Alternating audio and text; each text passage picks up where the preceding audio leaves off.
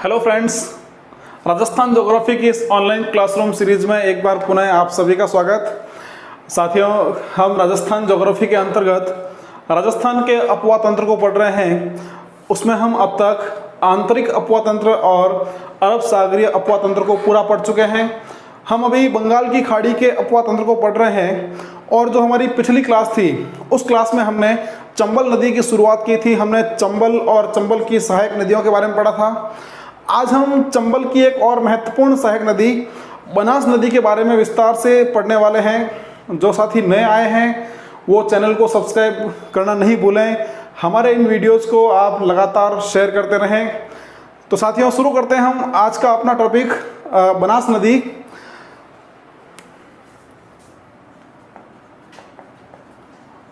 बनास नदी, तो सबसे पहले हम बात करेंगे बनास नदी के उद्गम की। तो हम बात करने वाले हैं बनास नदी के उद्गम की। तो हालांकि साथियों, बनास नदी का जो उद्गम है, इस उद्गम में कुछ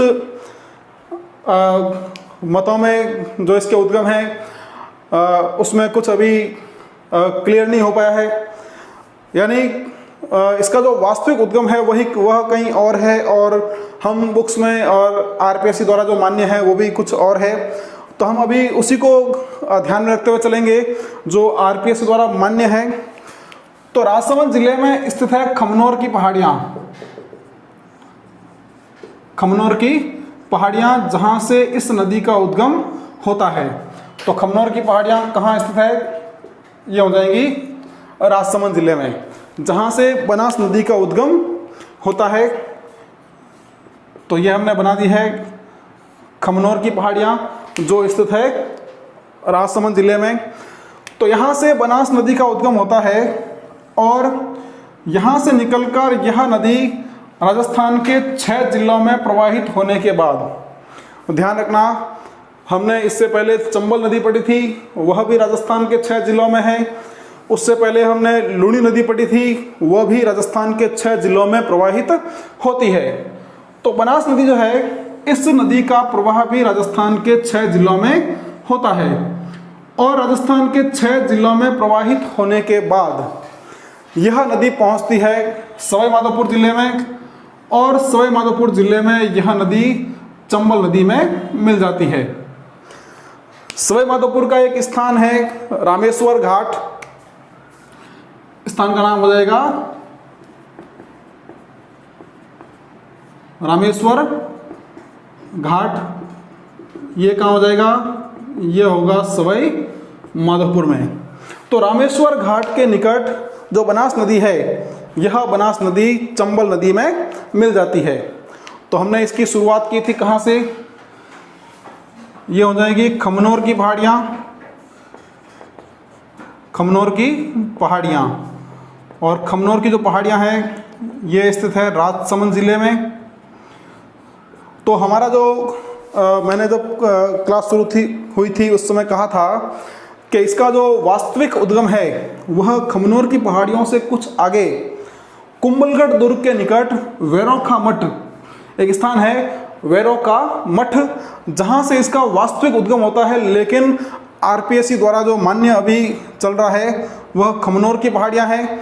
तो आपको भी खमनोर की पहाड़ियाँ ही याद रखना है। तो खमनोर की पहाड़ियों से निकल गई है। उसके बाद यह चित्तौड़गढ़, भीलवाड़ा, अजमेर, टोंक और राजसमंद, यानी इसका जो प्रवाह है वह कुल 6 जिलों में है। तो हम इसके जो 6 जिले हैं लिख देते हैं, कौन कौन से जिलों में इसका प्रवाह है। तो इसका जो प्रवाह है वह राजसमंद जिले में है। राजसमंद जिले के बाद चित्तौड़गढ़, भीलवाड़ा, अजमेर, टोंक और सवाई माधोपुर। तो इन 6 जिलों में बनास नदी का प्रवाह होता है। अब एक बात आप महत्वपूर्ण ध्यान रखें, इसकी जो कुल लंबाई है, अगर हम बात करते हैं इसकी लंबाई की, तो इसकी जो लंबाई है यह लंबाई रहती है 480 किलोमीटर। 480 किलोमीटर। एक बात यहाँ पर महत्वपूर्ण जो ध्यान रखने योग्य है, इस नदी का उद्गम राजस्थान में है और यहाँ से यह राजस्थान में ही प्रवाहित होते हुए यह संपूर्ण रूप से राजस्थान में ही बहते हुए चंबल नदी में मिलती है और चंबल नदी में यह राजस्थान में ही मिल जाती है। इसका मतलब ये हुआ कि जो बनास नदी है, इस बनास नदी का पूर्ण रूप से प्रवाह, बनास नदी का पूर्ण प्रवाह राजस्थान में ही है। हमने चंबल नदी जब पढ़ा था तब बात की थी कि चंबल नदी राजस्थान की सबसे लंबी नदी है, लेकिन यदि हम बात करेंगे कि पूर्णतः राजस्थान में बहने वाली, इसकी जो विशेषता हो जाएगी कि पूर्णतः राजस्थान में बहने वाली सबसे लंबी नदी है। ध्यान रखना, सबसे लंबी नदी। तो अब तक हमने 4 कैटेगरी में हमने 4 नदियों की बात की है, 4 को हमने लंबी नदी कहा है। हमने घग्गर नदी की बात की थी, तब कहा था कि यह आंतरिक प्रवाह की सबसे लंबी नदी है। फिर हमने कांतली की बात की थी, तब ये कहा था कि कांतली नदी जो है वह पूर्ण आंतरिक प्रवाह की दृष्टि से राजस्थान की सबसे लंबी नदी है। जब हमने चंबल पढ़ा था तो चंबल के बारे में कहा था कि यह राजस्थान की सबसे लंबी नदी है। और अब हम बात कर रहे हैं बनास नदी की, तो यह पूर्णतः राजस्थान में बहने वाली सबसे लंबी नदी है। तो इसको आप ध्यान रखेंगे। अब बनास जो है, इस बनास नदी को वन की आशा या इसे वर्णाशा के नाम से भी जाना जाता है। तो ये इसके उपनाम हो गए। आप चाहें तो एक बार यहां तक का स्क्रीनशॉट सेव कर लें। चलिए अब हम बात करते हैं बनास नदी पर जो बांध बने हुए हैं, बनास नदी पर जो महत्वपूर्ण त्रिवेणी संगम है, हम उन सब की बात करते हैं।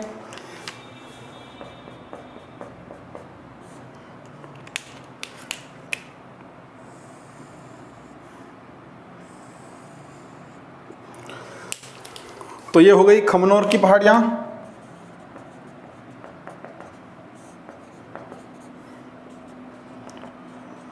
खमनोर की पहाड़ियाँ, राजसमंद। तो यहाँ से चंबल बनास नदी जब प्रवाहित होती है, हम बात कर रहे हैं अब बनास नदी के प्रमुख बांधों की। प्रमुख बांध, तो जब चंबल बनास नदी खमनोर की पहाड़ियों से निकलती है, तो खमनोर की पहाड़ियों से निकलने के बाद कुछ दूर बहने के उपरांत इस नदी पर सबसे पहला बांध बना हुआ है। और यह जो बांध है, इस बांध को हम कहते हैं बगेरी का नाका। बगेरी का नाका जो बनास नदी का पहला बांध है और यह बांध राजसमंद जिले में स्थित है। तो बनास नदी का पहला बांध बगेरी का नाका, जिला हो जाएगा राजसमंद। तो यह हो गया इसका पहला बांध। अब यहाँ से कुछ दूर और बहने के बाद राजसमंद जिले में ही इस नदी पर बनास का दूसरा बांध बना है और इस बांध का नाम रहता है नंदसमंद बांध। नंदसमंद बांध जो राजसमंद जिले में स्थित है, नाथद्वारा के निकट। तो ये बनास नदी का दूसरा बांध नंदसमंद बांध, और इसे राजसमंद की जीवन रेखा भी कहा जाता है। आप जिस समय नोट्स बनाएं उस समय आप जरूर लिखना कि नंदसमंद बांध को राजसमंद की जीवन रेखा कहा जाता है। तो ये हो गया इसका दूसरा बांध। आगे हम बढ़ेंगे तो चित्तौड़गढ़ जिले में इस नदी पर तीसरा बांध बना है।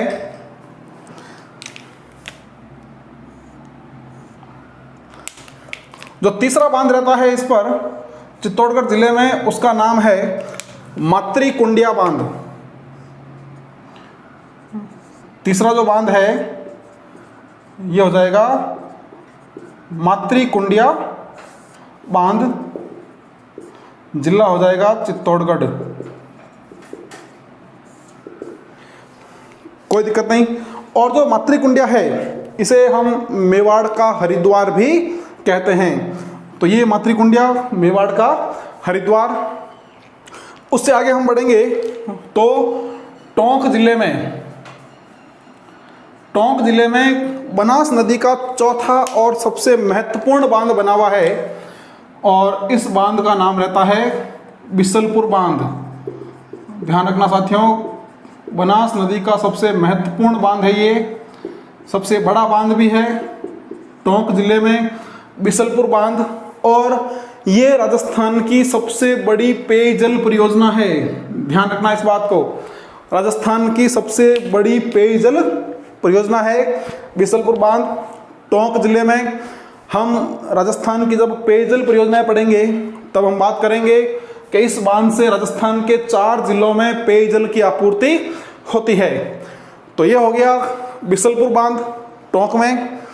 बिसलपुर बांध के बाद जो इसका अगला बांध रहता है 5वां बांध, ये रहेगा सवाई माधोपुर जिले में और इस बांध का नाम रहता है इसरदा बांध। इसरदा बांध ये हो जाएगा सवाई माधोपुर में। जो इसरदा बांध है इस बांध को रेडियो बांध के नाम से भी जाना जाता है। तो ये 5वां बांध इसरदा बांध। और इसरदा के बाद जो इसका अंतिम बांध रहता है उस बांध का नाम है मोरा सागर बांध। मोरा सागर बांध और यह बांध भी सवाई माधोपुर में स्थित है। अब मोरा सागर बांध की यदि विशेषताओं की हम बात करें तो इस बांध के आसपास पान की खेती होती है। तो यह जो बांध है यह बांध पान की कृषि के लिए प्रसिद्ध है। ध्यान रखना, सवाल आता भी है, बांध के आसपास पान की खेती होती है तो यह बांध पान की खेती के लिए प्रसिद्ध है। तो यहाँ हमने बात की बनास नदी के 6 बांधों की। बागेरी का नाका पहला बांध, उसके बाद नंदसमंद राजसमंद में इसका दूसरा बांध, तीसरा बांध जिसे हम मेवाड़ का हरिद्वार कहते हैं मातृकुंडिया बांध रासमी चित्तौड़गढ़। फिर बिसलपुर गांव जो है टोंक जिले की देवली तहसील में, टोडा रायसिंह तहसील में, यहाँ पर बिसलपुर बांध बनास नदी का सबसे बड़ा बांध है और राजस्थान की सबसे बड़ी पेयजल परियोजना भी है। उसके बाद इसका 5वां बांध जो सवाई माधोपुर में इसरदा बांध जिसे रेडियो बांध के नाम से भी जाना जाता है। और अंतिम जो 6ठा बांध है इस पर उसे हम मोरा सागर बांध कहते हैं और यह पान की खेती के लिए प्रसिद्ध है। तो ये बनास नदी के 6 प्रमुख बांध। अब हम बात करेंगे बनास नदी पर जो प्रमुख त्रिवेणी संगम है तो हम उसकी बात करेंगे। शुरू करते हैं हम जो बनास के प्रमुख त्रिवेणी संगम है इसको हम यहाँ लिख देते हैं। तीसरा बांध था इसका, यह था मातृकुंडिया बांध। मातृकुंडिया बांध चित्तौड़गढ़। चलिए अब हम बात करते हैं बनास नदी के प्रमुख त्रिवेणी संगम की। तो इसका जो पहला त्रिवेणी संगम बनता है स्थान है भीलवाड़ा का और इस स्थान का नाम रहता है बिगोद। तो पहला जो इसका त्रिवेणी संगम है स्थान हो जाएगा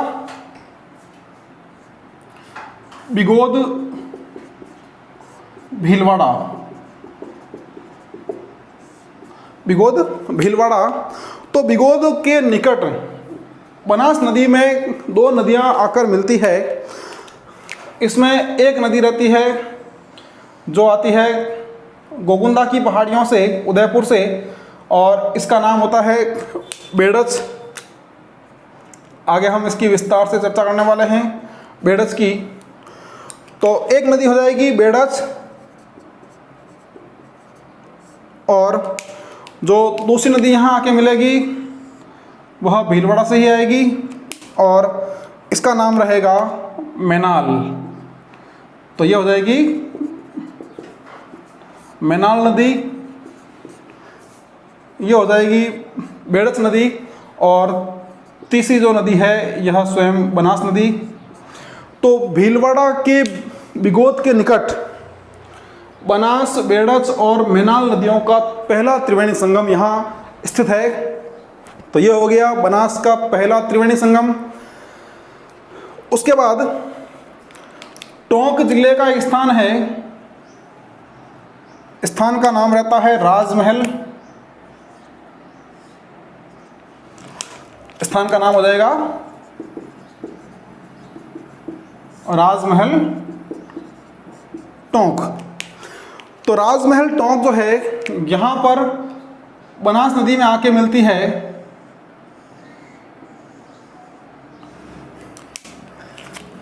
एक नदी आएगी अजमेर जिले से जिसका नाम रहता है खारी नदी, और एक नदी जो इसमें मिलेगी उसका नाम रहेगा डाई नदी। तो राजमहल टोंक के निकट बनास नदी पर दूसरा त्रिवेणी संगम जो बनास, खारी और डाई इन तीन नदियों का रहता है। तो पहला त्रिवेणी हो गया बिगोद भीलवाड़ा में, पहला बिगोद भीलवाड़ा, दूसरा राजमहल टोंक। तो राजमहल टोंक में बनास, खारी और डाई इन तीन नदियों का। अब जो बनास नदी का तीसरा त्रिवेणी है वह त्रिवेणी संगम भी टोंक में है, और इस त्रिवेणी संगम, जो ये त्रिवेणी संगम स्थित है यह कहाँ पर है? ये स्थित है जोधपुरिया। टोंक का स्थान है जोधपुरिया देवधाम। तो जोधपुरिया टोंक जहाँ पर बनास नदी का तीसरा त्रिवेणी संगम स्थित है, और यहाँ जो नदियाँ आके इसमें मिलती है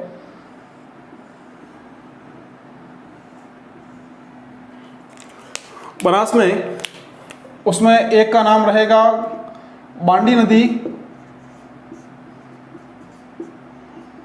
और एक का नाम रहेगा मानसी नदी।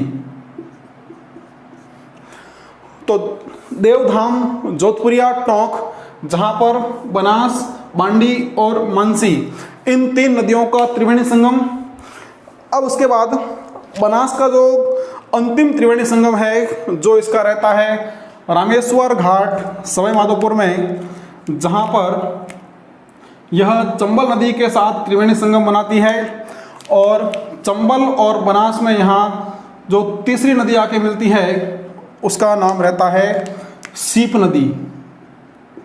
तो बनास, चंबल और तीसरी रहेगी यहाँ पर सीप नदी।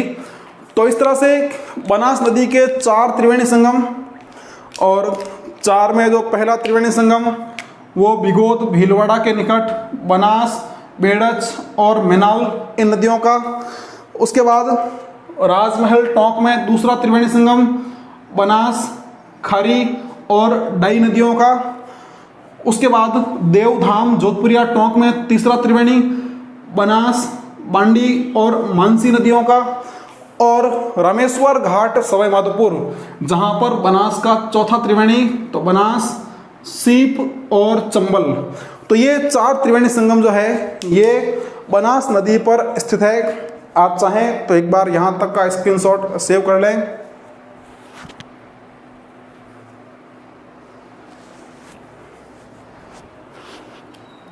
चलिए, इसके बाद हम यहाँ बनास की कुछ प्रमुख सहायक नदियों के नाम लिख देते हैं, जिसकी हम विस्तार से चर्चा आगे करने वाले हैं।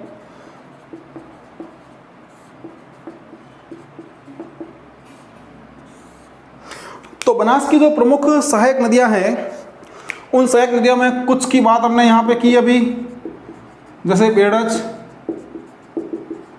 मैनाल, खारी, डाई, बांडी, मानसी। इसके अतिरिक्त बनास की कुछ और सहायक नदियाँ जैसे कोठारी, मोरेल, ढूंढ, कालीसिल, तो ये सभी बनास की प्रमुख सहायक नदियां हैं।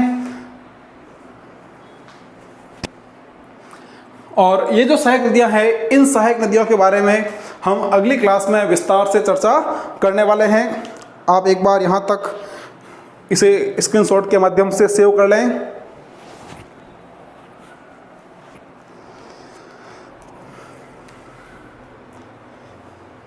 आप जब इसे नोट्स फॉर्मेट में जब सेव करते हैं या सेव करेंगे, उस समय आप विस्तार से इसके बारे में लिखें। जैसे बनास के जो प्रमुख बांध हैं, आप उन बांधों के नाम लिखें, उनकी विशेषताएं लिखें। और ये सारी विशेषताएं मैंने बांध लिखते समय आपको बताई थी। जैसे नंदसमंद बांध है तो इसे राजसमंद की जीवन रेखा कहते हैं। जो मातृकुंडिया बांध है इसे मेवाड़ का हरिद्वार कहते हैं। जो बिसलपुर बांध है यह राजस्थान की सबसे बड़ी पेयजल परियोजना है। उसके बाद जैसे इसरदा बांध है तो इसे रेडियो बांध कहते हैं। जो मोरा सागर बांध है तो यह मोरा सागर बांध पान की खेती के लिए प्रसिद्ध है। तो आप इस तरह से इनकी विशेषताएं भी अपने नोट्स में लिखें। और जो 4 त्रिवेणी संगम हैं, तो आप बनास के प्रमुख त्रिवेणी, पहला बिगोद भीलवाड़ा, उसमें फिर बनास बेड़च मैनाल, इस तरह से, फिर राजमहल टोंक, तो बनास खारी और डाई, फिर देवधाम जोधपुरिया टोंक, बनास बांडी और मानसी, और रामेश्वर घाट सवाई माधोपुर, जहां बनास चंबल और सीप। तो इस तरह से आप इसे नोट्स फॉर्मेट में अपनी कॉपी में आसानी से या आराम से लिख सकते हैं। तो साथियों, यहाँ तक जो हमने बात की है, ये हमने बनास नदी के बारे में बात की है। अगली जो हमारी क्लास रहेगी, उस क्लास में हम बनास की जो प्रमुख सहायक नदियाँ हमने देखी है, इसके बारे में हम विस्तार से चर्चा करने वाले हैं। कि जो बनास नदी है, यह राजसमंद जिले में खमनोर की पहाड़ियों से निकलती है। और खमनोर की पहाड़ियों से निकलने के बाद यह नदी सवाई माधोपुर में कहाँ जाएगी? सवाई माधोपुर में यह नदी मिलती है चंबल नदी में। स्थान होता है रामेश्वर घाट। तो रामेश्वर घाट के निकट बनास नदी चंबल नदी में मिल जाती है। तो ये जो चर्चा है, यह हम पिछली क्लास में कर चुके हैं। पिछला वीडियो आप देखें। तो स्थान था खमनोर, जहाँ से बनास नदी का उद्गम होता है। और ये स्थान था रामेश्वर धाम, रामेश्वर घाट सवाई माधोपुर में, जहाँ पर यह जो बनास नदी है, यह बनास नदी चंबल नदी में मिल जाती है। और बनास नदी जो है, इसका प्रवाह हमने बात किया था, यह नदी राजस्थान के 6 जिलों में प्रवाहित होती है। अब आज हम बात करने वाले हैं इस बनास की जो प्रमुख सहायक नदियां हैं। तो कौन कौन सी सहायक नदियां इसकी है, क्या क्या विशेषताएं हैं, उसकी हम बात करेंगे। तो बनास की जो पहली सहायक नदी होती है, वह सहायक नदी है बेड़च। बनास की पहली सहायक नदी बेड़च नदी। अब हम बात करते हैं बेड़च नदी का उद्गम। तो देखें, उदयपुर जिले में स्थित है गोगुंदा की पहाड़ियाँ। आप इनको अच्छे से याद रखें। गोगुंदा की पहाड़ियाँ उदयपुर में। तो यहाँ से बेड़च नदी का उद्गम होता है। और एक बात का विशेष ध्यान रखना कि बेड़च नदी का जब उद्गम होता है, तब उद्गम पर यह नदी आयड़ नदी के नाम से प्रवाहित होती है। यानी उद्गम स्थल पर बेड़च नदी का नाम आयड़ होता है। और यहाँ से आगे बढ़कर जब यह नदी उदयपुर शहर के निकट पहुँचती है, तो उदयपुर शहर के निकट एक झील है, और झील का नाम रहता है उदय सागर झील। तो जो झील है उदयपुर शहर के निकट, इस झील का नाम हो जाएगा उदय सागर झील। तो जब यह नदी उदय सागर झील में गिरती है और उदय सागर झील में गिरने के पश्चात जब यह पुनः प्रवाहित होती है तब इसका नाम आगे बेड़च हो जाता है। तो अब ये उदय सागर झील से निकलेगी और उदय सागर झील से निकलने के बाद यह बेड़च नदी के नाम से बहते हुए, अब इसका नाम हो जाएगा बेड़च। तो बेड़च के नाम से बहते हुए यह नदी जाएगी भीलवाड़ा में, और भीलवाड़ा का स्थान है बिगोद। जहाँ हमने पिछली क्लास में त्रिवेणी संगम की बात की थी, तो भीलवाड़ा में जो बिगोद है, इस बिगोद के निकट यह नदी किस में मिल जाएगी? बनास नदी में मिल जाएगी। तो अब एक बार फिर पुनः देख लें, जो आयड़ नदी है, इस आयड़ या बेड़च नदी का जो उद्गम है ये कहाँ से हो जाएगा? ये हो जाएगा उदयपुर में गोगुंदा की पहाड़ियों से। तो गोगुंदा की पहाड़ियों से यह आयड़ नदी के नाम से निकलेगी। आयड़ के नाम से निकलने के पश्चात यह उदय सागर झील में आकर गिरेगी, और उदय सागर झील से जब इसका पुनः प्रवाह होता है तब यह नदी बेड़च नदी के नाम से प्रवाहित होती है। बेड़च नदी के नाम से प्रवाहित होती है। अब कुछ महत्वपूर्ण बातें इस नदी के किनारे है। तो पहले यदि हम बात करें उदयपुर की, तो उदयपुर में इस नदी के किनारे प्रसिद्ध आहड़ की सभ्यता का विकास हुआ था। प्रसिद्ध आहड़ की सभ्यता का विकास इस नदी के किनारे हुआ था। तो काफ़ी महत्वपूर्ण है ये, ताम्रयुगीन सभ्यताओं में काफ़ी महत्वपूर्ण आहड़ की सभ्यता। तो आहड़ की सभ्यता का विकास बेड़च या आयड़ नदी के किनारे उदयपुर में हुआ था। उसके बाद यदि हम बात करते हैं इस पर बने हुए बांधों की, तो इस नदी पर जो पहला बांध बना है वह बांध है सरजना बांध। सरजना बांध। तो सरजना बांध जो है यह वल्लभ नगर के निकट है उदयपुर में। वल्लभ नगर के निकट उदयपुर जिले में क्या विशेषता है कि ये जो बांध है, यह बांध राजस्थान में सबसे लंबी रपट वाला बांध है। ध्यान रखना, राजस्थान में सबसे लंबी रपट वाला बांध। हमने माही डैम की बात की थी, माही बजाज सागर की, तो वह बांध जो है वह स्वयं 3.1 किलोमीटर लंबा था। तो वो राजस्थान का सबसे लंबा बांध था, लेकिन यह सबसे लंबी रपट वाला बांध है। रपट यानी वह स्थान जहाँ से पानी ओवरफ्लो होकर गिरता है, तो वो हो जाएगी रपट। तो ये राजस्थान में सबसे लंबी रपट वाला बांध है। तो सरजना बांध बेड़च नदी पर वल्लभनगर के निकट उदयपुर जिले में।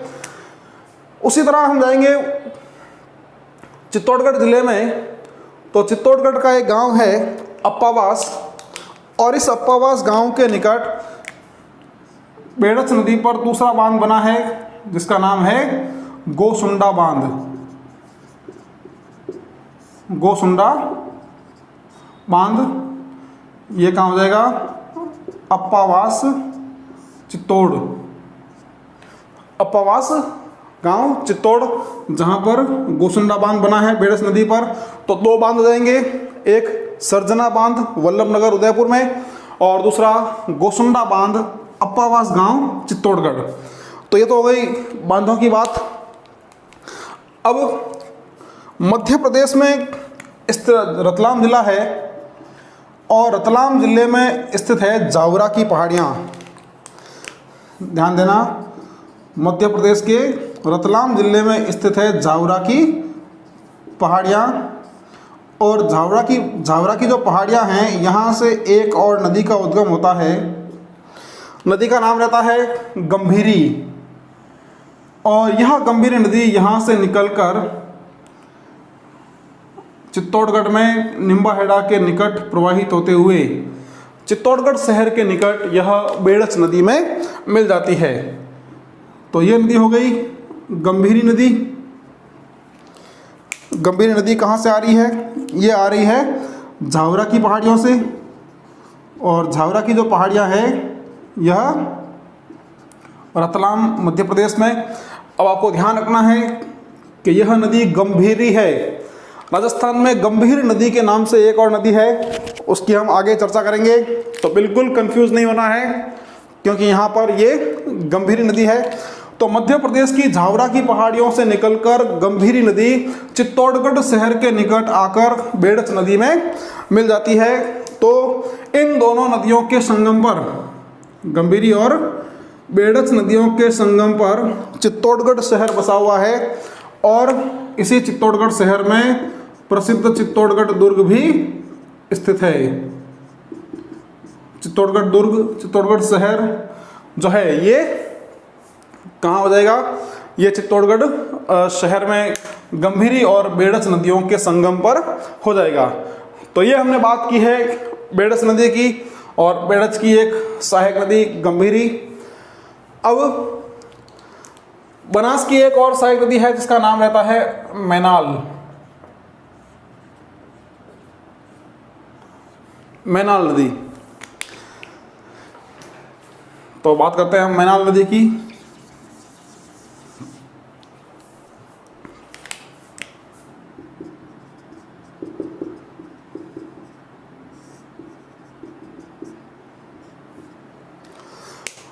तो चित्तौड़गढ़ से ही भीलवाड़ा में इस नदी का उद्गम होता है, मैनाल नदी का, और भीलवाड़ा में ही बिगोद के निकट यह किसमें मिल जाएगी? यह मिल जाएगी बनास नदी में, और बनास नदी के साथ यह बेड़च के साथ मिलकर त्रिवेणी संगम का निर्माण करती है। तो ये हम बात कर रहे हैं मैनाल नदी की, जो बिगोद के निकट आकर बेड़च और बनास के साथ त्रिवेणी संगम का निर्माण करती है। अब मैनाल नदी का महत्व एक ही बात के लिए है, मैनाल नदी पर बना हुआ है मैनाल जलप्रपात। मैनाल जलप्रपात, यह जलप्रपात चूलिया जलप्रपात के बाद राजस्थान का दूसरा सबसे ऊंचा जलप्रपात है। तो ध्यान रखना, जो मैनाल जलप्रपात है यह कहाँ स्थित है? यह हो जाएगा भीलवाड़ा में, और यह मैनाल जलप्रपात चूलिया जलप्रपात के बाद राजस्थान का दूसरा सबसे ऊंचा जलप्रपात है।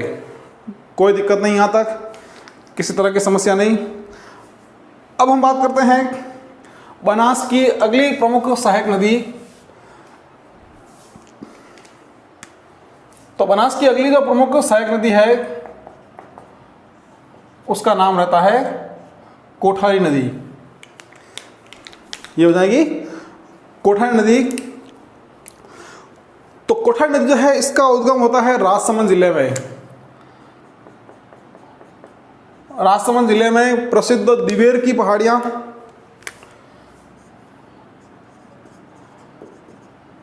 दिवेर की पहाड़ियां, मैराथन ऑफ मेवाड़, दिवेर राजसमंद में, जहां से कोठारी नदी का उद्गम होता है। और यहाँ से निकलकर यह जो नदी है ये कहाँ चली जाएगी? भीलवाड़ा में। और भीलवाड़ा का एक स्थान है नंदराय, यहाँ से निकली और यहाँ से निकलने के बाद ये आ जाएगी भीलवाड़ा में। और भीलवाड़ा का जो स्थान रहता है, स्थान का नाम हो जाएगा नंदराय।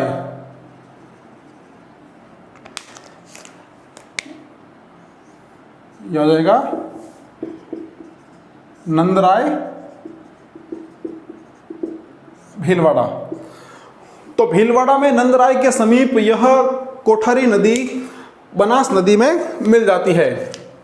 तो यह हम बात कर रहे हैं कोठारी की।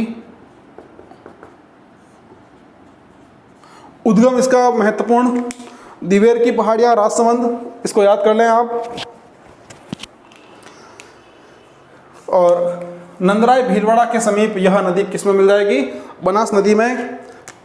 अब इस नदी का दो तरह से महत्व है, दो बातें आप विशेष ध्यान रखें यहाँ पर।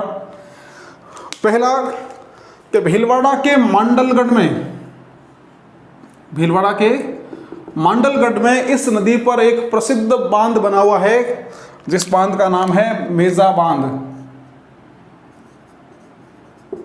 मेजा बांध। तो मेजा बांध कोठारी नदी पर भीलवाड़ा में।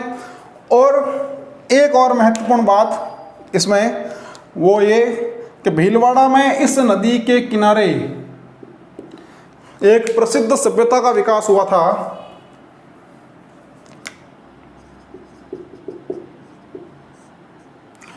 और वो जो सभ्यता थी, सभ्यता का नाम था बागोर की सभ्यता। बागोर की सभ्यता।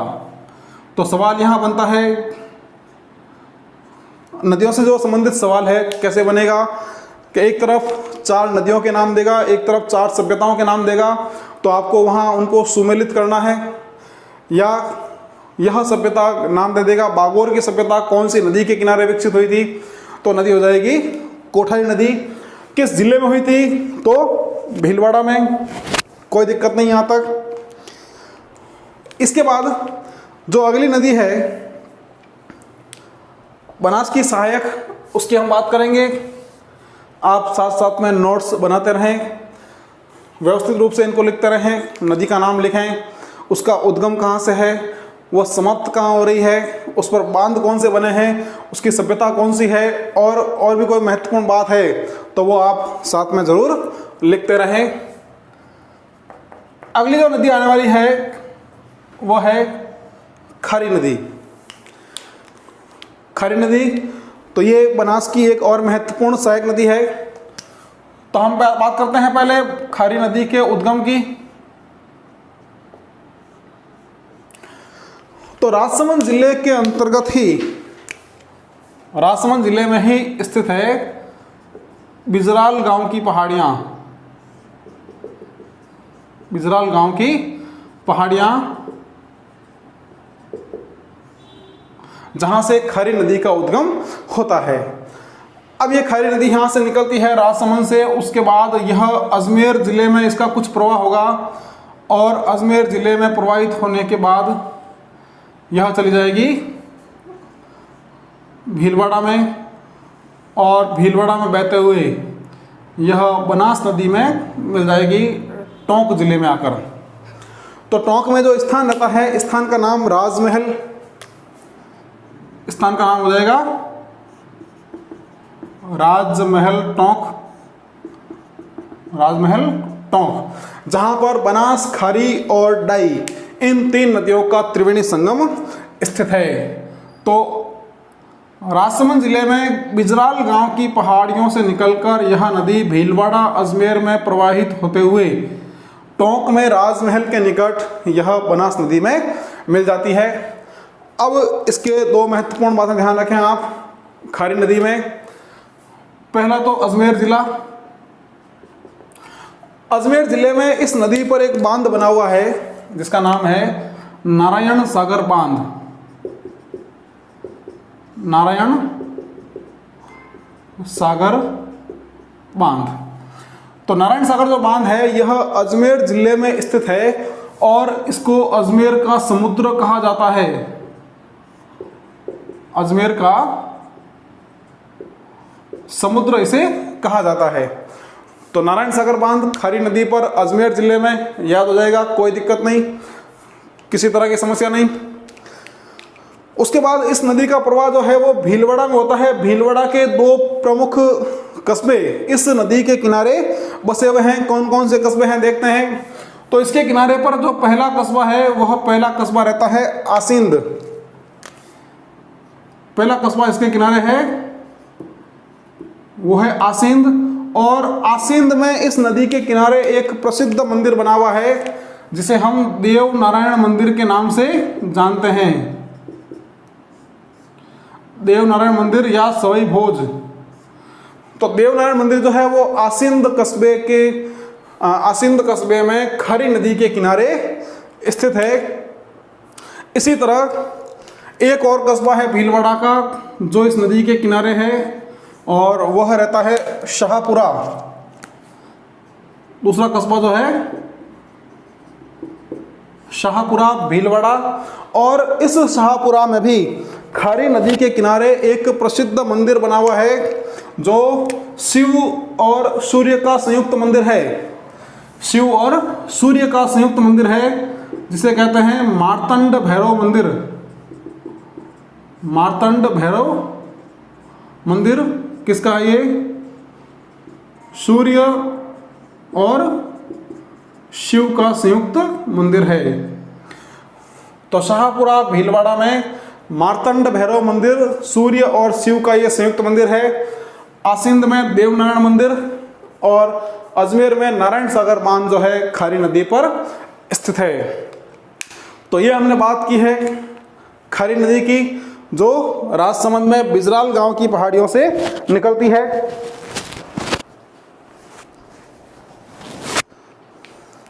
आप चाहें तो एक बार यहां तक का स्क्रीनशॉट सेव कर सकते हैं।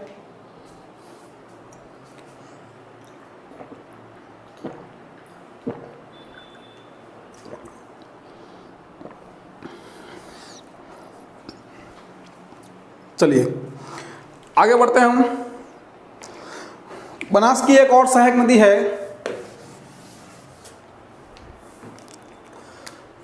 जिसका नाम रहता है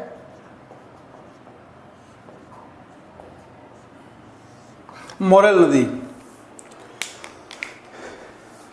ये हो जाएगी मोरेल नदी। बात करें अगर मोरेल नदी की तो जयपुर जिले में स्थित है चैनपुरा की पहाड़ियाँ। ये पहाड़ियाँ हो जाएगी चैनपुरा जयपुर। तो यहाँ से मोरेल नदी का उद्गम होता है और ये यहाँ से निकलकर सवाई माधोपुर में आकर यह बनास नदी में मिल जाती है। तो चैनपुरा जयपुर से मोरेल नदी का उद्गम और यहाँ से यह दौसा में होते हुए सवाई माधोपुर में आकर यह किस में मिल जाएगी? यह मिल जाएगी बनास नदी में। अब सवाई माधोपुर का एक स्थान है, गांव का नाम हो जाएगा पिलू खेड़ा। गांव का नाम पिलू खेड़ा। पिलू खेड़ा कहाँ हो जाएगा? सवाई माधोपुर। तो सवाई माधोपुर के पिलू खेड़ा गांव में मोरेल नदी पर प्रसिद्ध मोरेल बांध बना हुआ है। मोरेल बांध।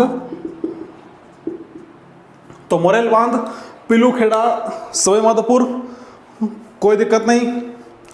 अब मोरेल की एक सहायक नदी है जो आती है जयपुर से। स्थान का नाम है अचरोल। तो अचरोल से यह नदी आकर दौसा का एक स्थान है लालसोट। नदी का नाम मैं बता दूं आपको। नदी जो है यह नदी रहती है ढूंढ नदी। ढूंढ नदी और यह ढूंढ नदी आ रही है अचरोल जयपुर से और यहाँ से आकर स्थान का नाम हो जाएगा लालसोट। लालसोट दौसा। तो लालसोट दौसा के निकट यह मोरेल नदी में मिल जाती है। ये हो जाएगी मोरेल नदी। और इसी ढूंढ नदी के कारण जो जयपुर के आसपास का क्षेत्र है उस क्षेत्र का नाम ढूंढाड़ क्षेत्र रखा गया था। तो ये हो गई मोरेल और मोरेल की एक सहायक नदी ढूंढ नदी। इसी तरह एक और जो बनास की सहायक नदी है उसका नाम रहता है कालीसिल नदी। जो अगली हम नदी पढ़ने वाले हैं वह रहेगी कालीसिल नदी। तो कालीसिल नदी जो है इस नदी का उद्गम होता है करौली से।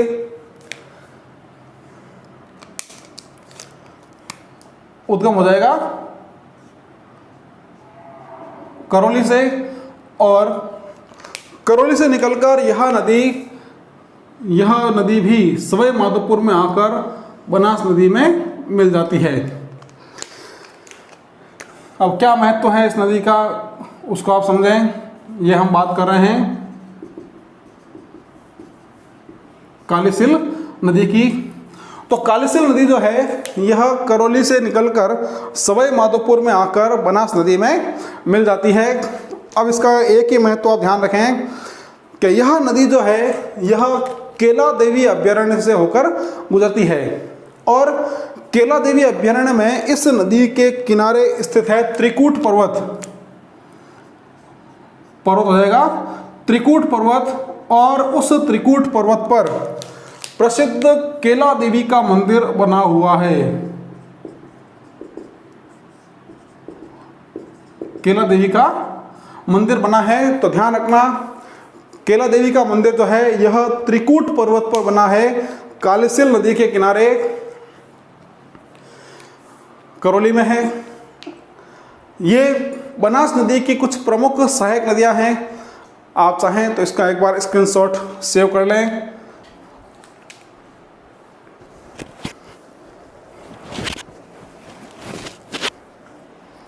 हमने बनास की जो महत्वपूर्ण सहायक नदियां हैं उन सब के बारे में यहाँ चर्चा की है। आप इसको नोट्स फॉर्मेट में ज़रूर बनाएं, कॉपी में इसको अवश्य लिखें।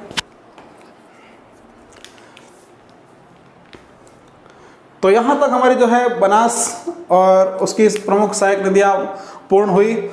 अब बंगाल की खाड़ी के अपवा तंत्र में कुछ और नदियाँ बसती है जो पूर्वी राजस्थान की अन्य नदियाँ हैं। इसमें हम पहले बात करेंगे बाणगंगा नदी की। बाणगंगा नदी, तो साथियों ये जो नदी है इस नदी का उद्गम होता है जयपुर से, और जयपुर में जो पहाड़ियाँ हैं पहाड़ियों का नाम रहता है बैराठ की पहाड़ियाँ। बैराठ की पहाड़ियाँ, तो यहाँ से इस नदी का उद्गम होता है बैराठ की पहाड़ियों से, और यहाँ से निकलकर यह नदी पहुँच जाती है उत्तर प्रदेश में। जयपुर के बाद यह जाएगी दौसा में, दौसा के बाद भरतपुर में, और भरतपुर में बहने के बाद ये जाएगी उत्तर प्रदेश में। और उत्तर प्रदेश का एक स्थान है, स्थान का नाम रहता है फतेहाबाद। स्थान का नाम हो जाएगा फतेहाबाद। तो फतेहाबाद के निकट यह नदी यमुना नदी में मिल जाती है। तो उद्गम इसका हो गया बैराठ की पहाड़ियों से। बैराठ की पहाड़ियाँ कहाँ पर? ये पहाड़ियाँ हो जाएंगी जयपुर में। तो यहाँ से निकलकर यह चली जाएगी फतेहाबाद। फतेहाबाद रहता है उत्तर प्रदेश में, और फतेहाबाद के निकट यह नदी मिल जाती है यमुना नदी में। तो यह इसका प्रवाह हो गया। राजस्थान में यह जयपुर, दौसा और भरतपुर, तो इन 3 जिलों में बहती है, और इन 3 जिलों में बहने के बाद यह यमुना नदी में मिल जाएगी उत्तर प्रदेश में फतेहाबाद के निकट। अब भरतपुर में इस नदी का प्रवाह कहाँ से होता है? इसका प्रवाह होता है, जो एक राष्ट्रीय उद्यान है भरतपुर में, नाम है केवलादेव घना पक्षी विहार। केवलादेव घना पक्षी विहार। तो कभी सवाल आपसे पूछ भी लिया जाए केवलादेव घना पक्षी विहार से प्रवाहित होने वाली नदी कौन सी है, तो उसका नाम हो जाएगा बाणगंगा। अब जयपुर में ध्यान दें, जयपुर में 2 चीज़ें महत्वपूर्ण। पहली, इस नदी के किनारे एक प्रसिद्ध सभ्यता विकसित हुई थी जिसे हम बैराठ की सभ्यता कहते हैं। बैराठ की सभ्यता। तो बैराठ की सभ्यता का विकास इसी बाणगंगा नदी के किनारे हुई थी। यह बैराठ की सभ्यता काफ़ी मायनों में महत्वपूर्ण है। काफ़ी सवाल आपसे यहाँ पूछे जाते हैं। तो एक तो यह सभ्यता जो है यह लोह युगीन सभ्यता है।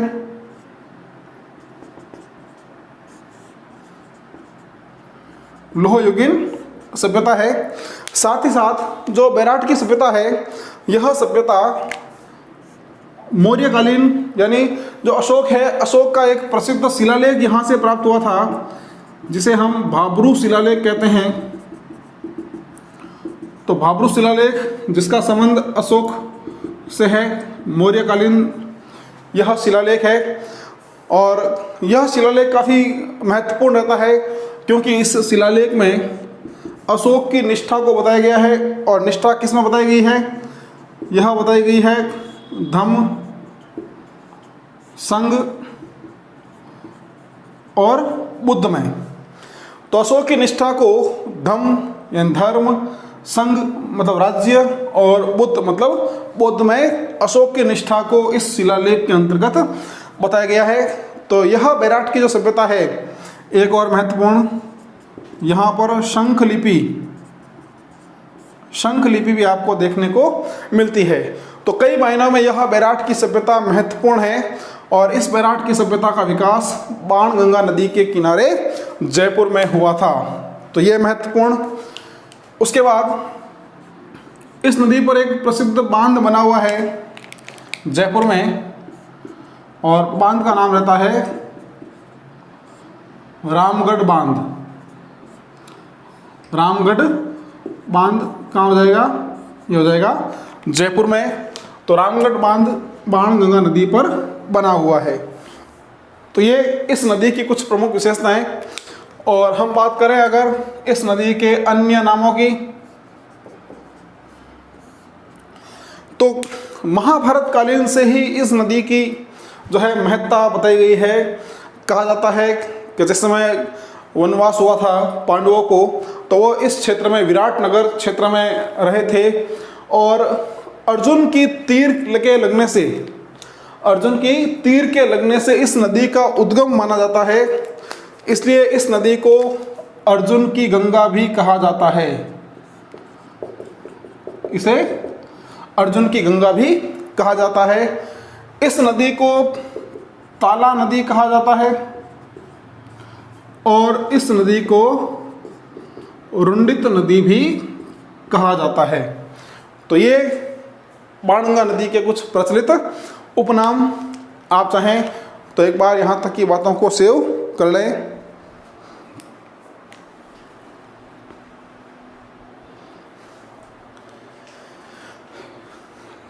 चलिए, ये हो गई बाणगंगा नदी।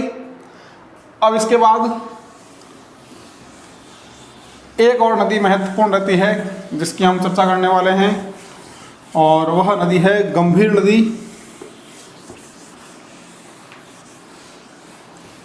गंभीर नदी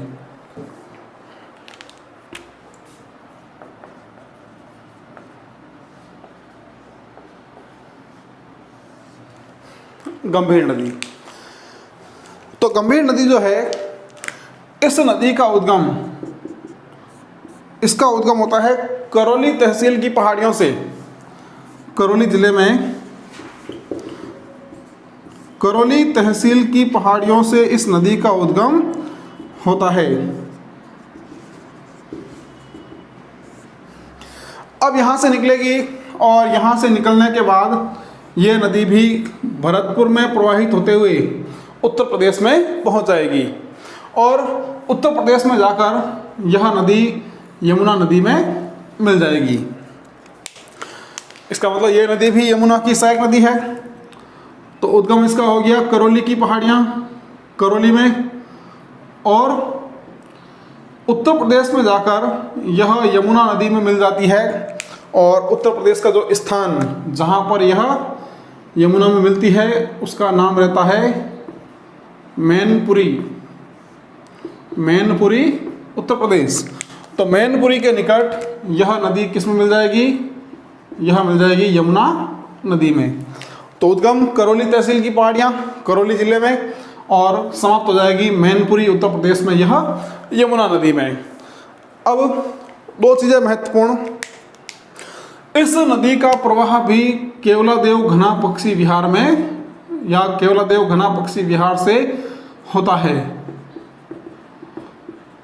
केवलादेव घना पक्षी विहार से इस नदी का उद्गम होता है। तो इससे पहले हमने बाणगंगा नदी पढ़ी, उसका भी प्रवाह होता है और इस नदी का प्रवाह भी होता है। और इसी केवलादेव घना पक्षी विहार में गंभीर नदी पर बना हुआ है अजान बांध। कौन सा बांध है? इस पर हो जाएगा अजान बांध। अब जो अजान बांध है, इस अजान बांध से केवलादेव घना पक्षी विहार को जल आपूर्ति होती है। केवलादेव को जल आपूर्ति होती है, तो इस अजान बांध को कहते हैं केवलादेव की जीवन रेखा। केवलादेव की जीवन रेखा। इससे पहले हमने आंतरिक प्रवाह पढ़ा था और वहाँ एक नदी पड़ी थी रूपारेल। तो रूपारेल नदी पर बना हुआ था मोती झील बांध, जिसको भरतपुर की जीवन रेखा कहा गया था। और यहाँ हम बात कर रहे हैं अजान बांध की। तो अजान बांध को केवलादेव की जीवन रेखा कहा जाता है।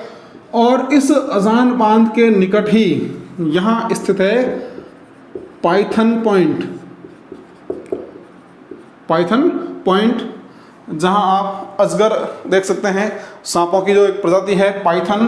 तो यह पाइथन यहाँ आपको बड़ी मात्रा में मिल जाएंगे। तो पाइथन पॉइंट भी अजान बांध के निकट स्थित है। तो ये बात हमने की अजान बांध की। अब करौली में एक महत्वपूर्ण जो बात रहती है कि इस गंभीर नदी की 5 सहायक नदियां हैं। गंभीर की 5 सहायक नदियां हैं।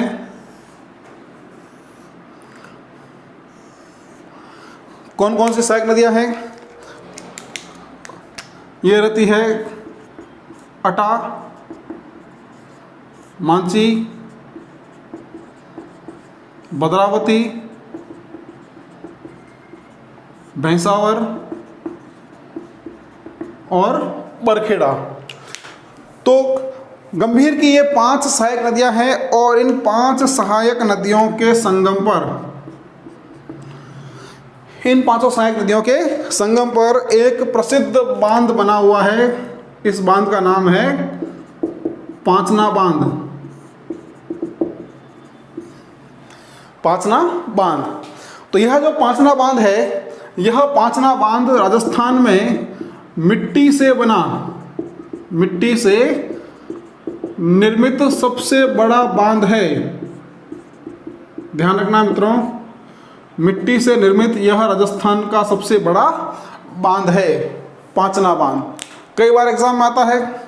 हालांकि वर्तमान में केंद्रीय जल आयोग ने इस बांध को सुरक्षा कारणों से जो है नुकसानदेह मानते हुए इसको पक्का करने के आदेश दिए हैं, लेकिन अभी तक ये पक्का हुआ नहीं है।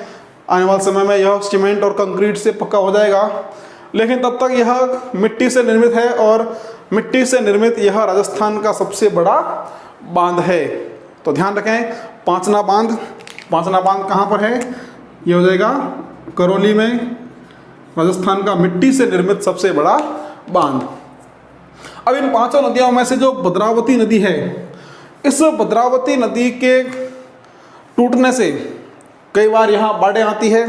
तो बाढ़ से या भद्रावती नदी की बाढ़ से करौली को बचाने के लिए इस नदी पर एक परियोजना बनाई गई है, जिसका नाम है चूलीदह परियोजना। चूलीदह परियोजना। तो सवाल आ जाए, चूलीदह परियोजना का संबंध किस नदी से है? तो वो हो जाएगी भद्रावती नदी से। तो ये गंभीर नदी की महत्वपूर्ण बातें, आप चाहें तो एक बार यहाँ तक का स्क्रीनशॉट भी सेव कर लें। चलिए, यहाँ तक हमने बात की गंभीर नदी की। तो साथियों, यहाँ हमारी राजस्थान की जो नदियाँ हैं, यह नदियाँ पूर्ण हो जाती है। हमने सबसे अंत में बंगाल की खाड़ी का अपवा तंत्र पढ़ा है। अब हम बंगाल की खाड़ी के अपवा तंत्र की जो नदियाँ हैं, उस नदियों को एक साथ देख लेते हैं। कौन कौन सी नदियाँ हैं जो हमने पढ़ी है, ताकि आपको याद करने में आसानी होगी, नोट्स बनाने में आपको आसानी रहेगी और आप प्रत्येक अपवा तंत्र को अलग अलग समझ पाएंगे। तो बंगाल की खाड़ी के अपवा तंत्र में हमने जो महत्वपूर्ण नदी थी उसकी बात की हमने। वह नदी थी चंबल नदी। और चंबल की हमने खूब सारी सहायक नदियों की बात की। तो चंबल नदी और अब चंबल की प्रमुख सहायक नदियाँ। तो चंबल की जो सहायक नदियाँ हमने पढ़ी थी, उसमें पढ़ा था हमने काली सिंध। फिर काली सिंध की सहायक पढ़ी थी हमने परवन, और इसके अलावा काली सिंध की और सहायक नदियाँ पढ़ी थी हमने, आहू की सहायक नदी पढ़ी थी हमने चंद्रभागा। इसके अलावा काली सिंध के बाद हमने पढ़ी थी बामनी के बाद कुराल, मेज, धार,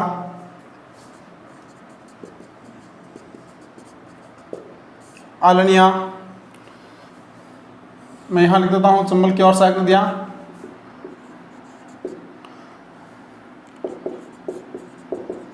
निवाज, सीप, शिप्रा, पार्वती। तो ये चंबल की कुछ प्रमुख सहायक नदियाँ थी। उसके बाद हमने चंबल की एक और सहायक नदी की बात की थी, यह थी बनास।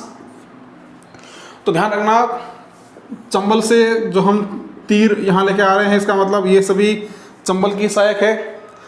यहाँ काली सिंध से हमने तीर को यहाँ दिया है, इसका मतलब ये परवन जो है काली सिंध की सहायक है। फिर काली सिंध से हमने आहू पर लिया है, तो आहू काली सिंध की सहायक है, और आहू से आगे हम तीर ले गए, इसका मतलब चंद्रभागा आहू की सहायक नदी है।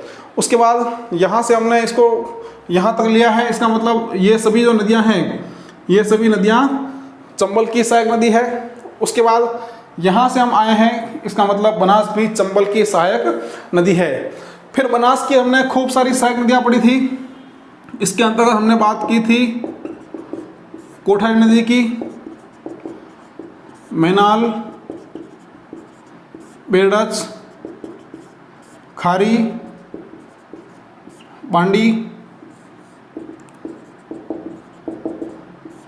मानसी,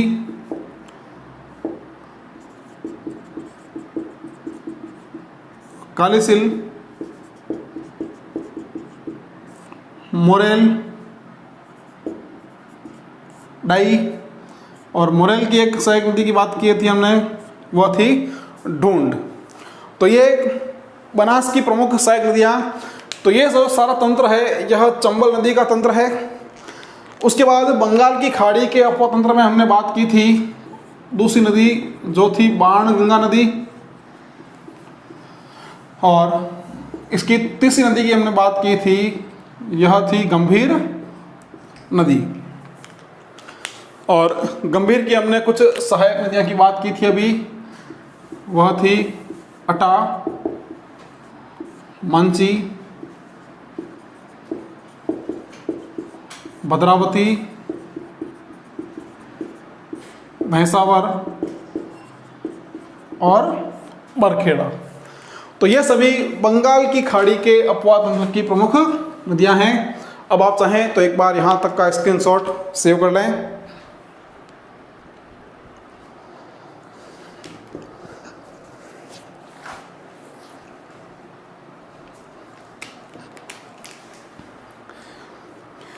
तो साथियों, यहाँ तक की जो चर्चा हमारी हुई है, इस चर्चा के अंतर्गत हमने राजस्थान की नदियों को पूर्ण रूप से पढ़ लिया है। जो सारी महत्वपूर्ण नदियाँ थी, हमने उसके बारे में चर्चा की है।